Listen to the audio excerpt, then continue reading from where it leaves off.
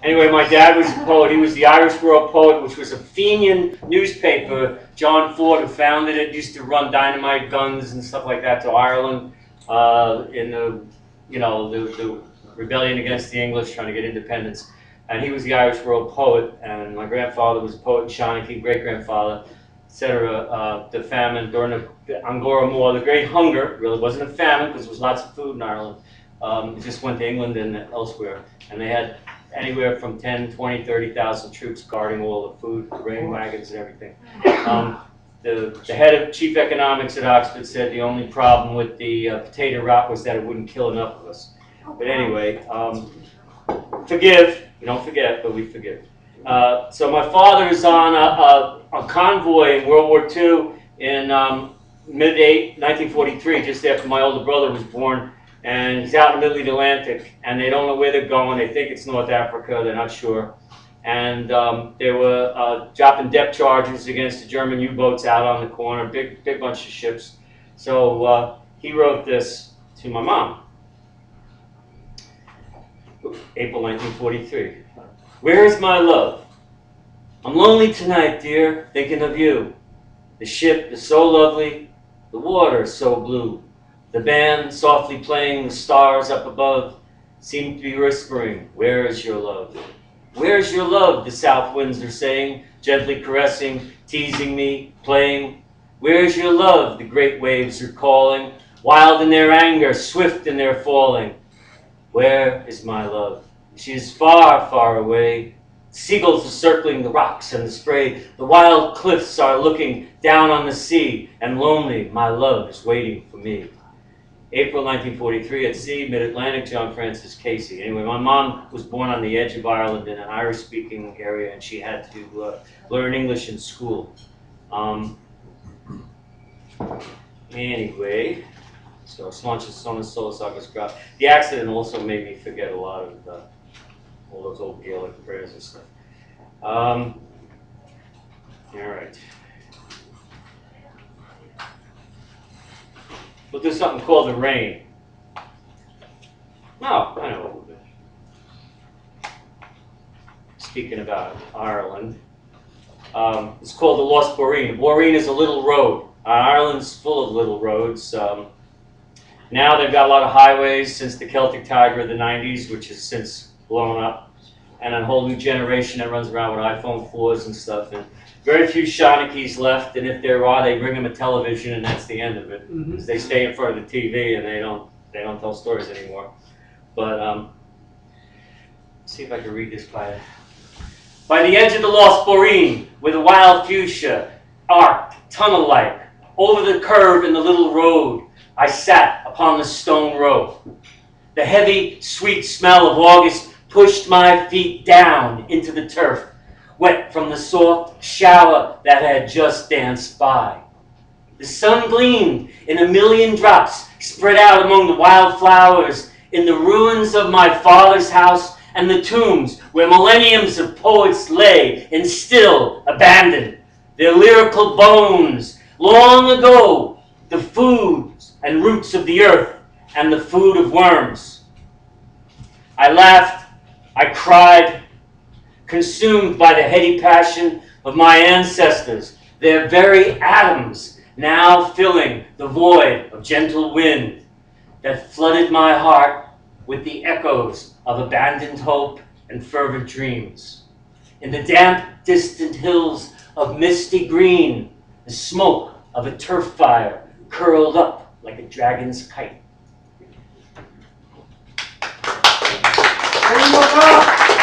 That was 1994. I wrote that in Woodstock. Okay, The Rain. With the glasses on. Yeah. Satrap mama storm, bowling thunder, damp green thinkings, sinking mist of song, babbling woman wonder. Steaming wash of magic, pearl white sky, why do you come in slices, strings of crystals playing on leaves, snake slipping down surfaces, frog gleams rippling frozen motion, passing in a pyre of passion and pine and heady passion. A finger on the lips of stillness as the red sun floats upon horizons newly cast with long tomorrows, stretching trees that sag in joy, open to receive the sky. Memories meander in a million days, and hours shoot around the stars. Seconds burst on passive ponds, aware of secret wishes buried in the sand. What mold inside his hole will cease to wonder, measuring the space between his claws, listening to the dark and the distant thunder, beating tears upon the ground. How warm the earth, how wet the mud, how juicy are the roots, the tasty worms, the tender shoots, how strong the stone. And always comes the whistling psalm, the drips that patter in the calm, wild whirrings, trembled buzzings, spinning webs of rainbow specks, the subtle blend of yellow in the deep. A golden beetle crawls upon the back door screen, as in a dream where shadows dissipate in light, his wings vibrating to a microcosmic tune, to fill this darkened room with awe forever. Here, here. 1976, Bloomingdale, New York.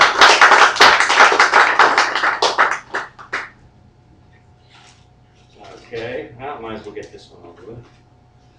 The Mad Heat of My Heart. There's a book of poems that's done already 10 years ago, but then I got in a band, then I got married, then I had a baby, then we bought a horse ranch and whatever. Then that ended, lost a few teeth, but I got this wonderful boy named Connor. He's brilliant. So it's called The Mad Heat of My Heart. And actually, the first time I did this, is this the one? No. First time I did this, Day at the Poet in 95, I come down at the part where the word blood is, and I cut my hand on the side of the lectern, and so I didn't know it. So while I was reading, blood was dripping all over the place. The Mad Heat of My Heart.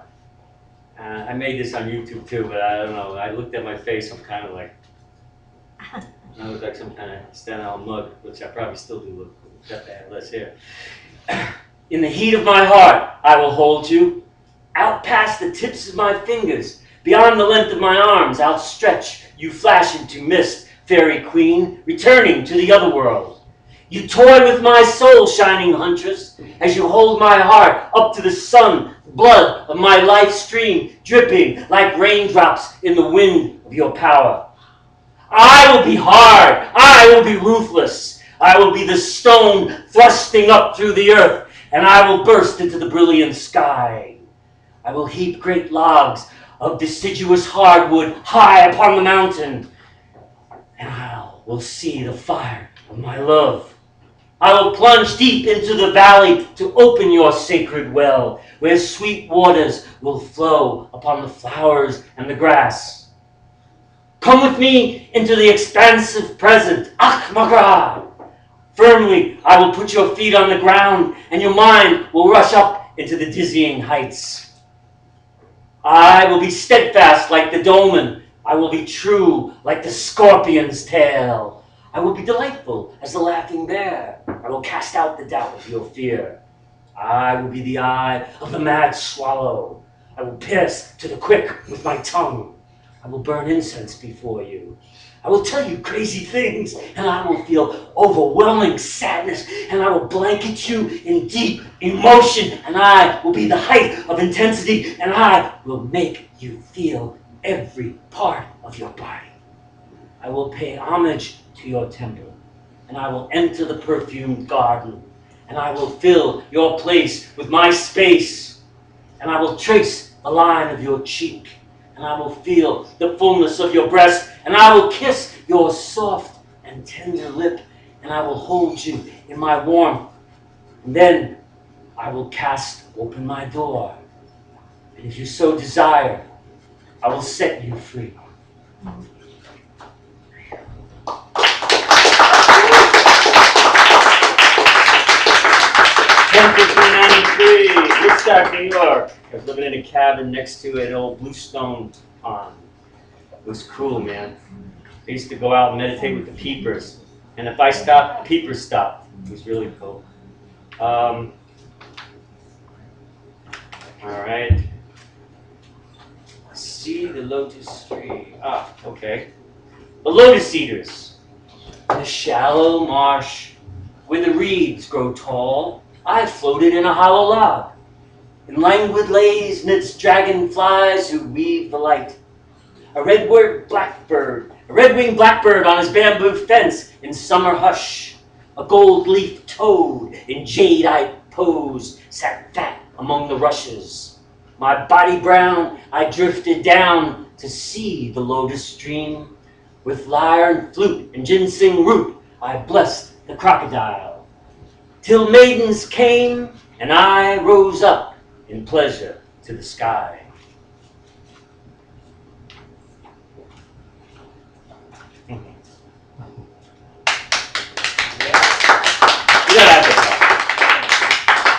Well, I appreciate it. Guys, Mary and Jove. Speaking of Slancha Sona Solo Sagas Graf. Being a Celt is early European. We were the first European civilization in known history, and we all have Celtic DNA and blood in us because the Romans didn't kill us all. And it's what helped to unite the European community was their Celtic ancestry in part. So you don't have to just be Irish. The only reason they didn't make a big deal about the Irish is because Rome never got in there and they never destroyed their culture. And their oral history was put down because St. Patrick at first burned some stuff and then he got a vision that that was evil. So he had all his monks start copying things down. And to the Irish, the Old Testament was their ancient heroes and gods. And a lot of their gods and goddesses became saints. The community of saints, they called it. There was a phenomenon called the Celtic Christian Church, which was different than the Roman Catholic Church. They were more pantheistic, Pelagian, and they revered nature. Women could be priests. Women could have their own monasteries. In fact, there were monasteries of women and women, men and men, men and women, and all various combinations therefore. And of course, it was tribal, so you had your family, so you had everybody who had a trade was living there, kind of like an early kibbutz. So they had about 300-400 years of a golden age, and they saved all the manuscripts from ancient times and passed them on. Because while the rest of Europe was in a dark age, Ireland was at peace. Then the Vikings came and stole everything. So if you want to see Irish art, you have to go up to Scandinavia. I am a Celt. I bear no creature harm. I roar with delight in the pleasure of the earth. I believe Earth is a dreamland, and I am the dreamer. It is my duty to dream well. If your dream crashes into mine, there may be difficulty. My duty is to maintain my dream. If our dreams are compatible, we may create a great dream together, weaving a garment of unimaginable splendor. The Druids say that if 3 dreams of sacred delight blend, brilliant power will ensue. This is rare upon earth, although it's changing lately. Dreams of sacred delight blend. Brilliant power will ensue. Yes, it is rare, as few spiders weave together to form their magic nets. The poets must keep the people's dream through the long, dark days and deep into the terror of the beast. The dragon cries in the long pain, its labor lasting 13,000 moons before we birth it into joy. But the day will come when the dreamers will unify the 4 parts of time and the 9 corners of space. Space, time, time, space, love, light, light, love. When people awake within their dream, then this world will surpass the greatest paradises of all the other worlds. Halloween or Samhain, 1995 in Concord, New York. I saw that? Where am I? I'm in the teacup. The Oscillate Stream. From the rampart wall, my flute played out among the waves in the dance of the flickering stars. An oscillate, sleek, lay at my feet, sandaled in ribbons of gold. And the threads in my robe were as myriad as the stars. Dance to me, aeons, dance to me, sweet. Dance to me as you are, for I am the hunter, the one you seek. I am as who you are. Over the ocean, tiny white sails dance to the joy of my flute. For I am the ocean, and I am the ship, and I am as who you are. Wow. This I did once I dressed up like a Jew. The only thing is I had a jalaba, so I looked more like a rabbi than a Jew. But anyway, should I read this one? How much time do I get? You're fine, sir. I'm fine. I know I'm fine, but did you want something to eat, James? You know, that's what I said one time. I said, you want something more to eat? I said, no, I'm fine. I'm fine, Aunt Kate. I know you're fine, but do you want something to eat? I got another 10 minutes. All right. The Ancient Bard of Ulster. This was something I did a day, the poet. It was sort of like a blessing of Ulster and poets and stuff. People of the poem, you who dance on the waves of words, tamers of the passages, thought weavers, word dreamers, listen to the spaces at the edges of my song. There in the infinite void, between the syllables of my phrases, lies your destiny.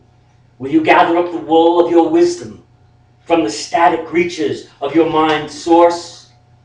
Will you roar deep into the passageway of neural synapses, arcing through the covert circuitry of your sleeping past until you grasp the glad-handed longings of your heart? Then, like a chanting Incan priest, tear it out and slap it on this page. Will your tongue thrill as you spin the living words into the air, a tapestry of truth, a mighty feast vibrating before the panting drums of your listeners' ears? On this day of the poet, I, the ancient bard of Ulster, do hereby bless and consecrate the assembled host of Willie wordsmiths and wily wordsmiths, and from this time forth, you will be reinvested with inspiration. The in-spirit breath of invocation will clear your channel to the sacred muses, so you may be divinely amusing, producing works of wonder and beauty, creating dazzling poems of imagination and integrity that will always be truly appropriate.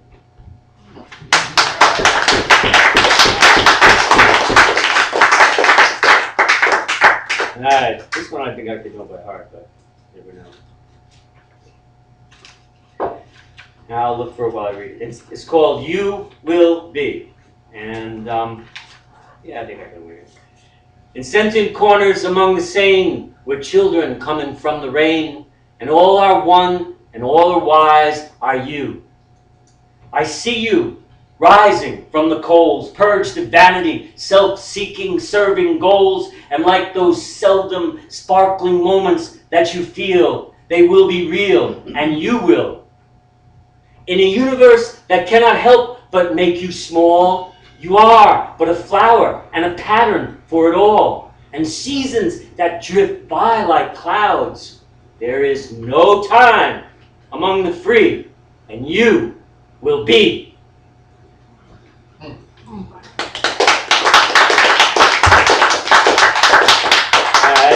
Is an appropriate seasonal poem, if I got time. Down all the dark roads of mossy night.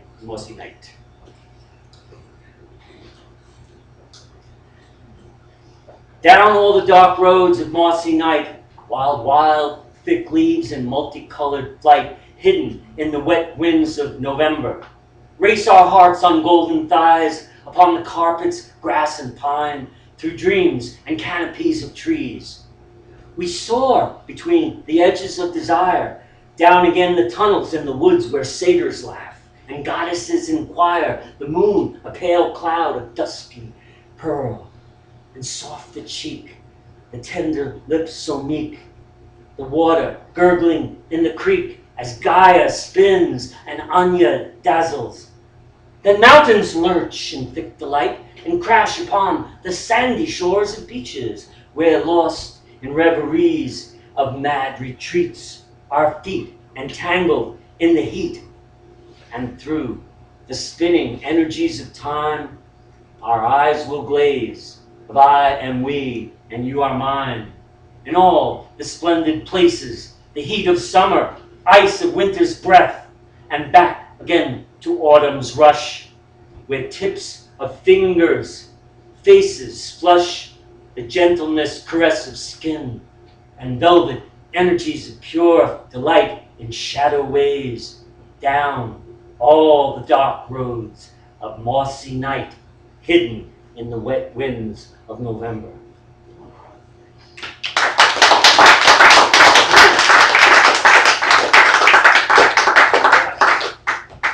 them? Squeeze in one.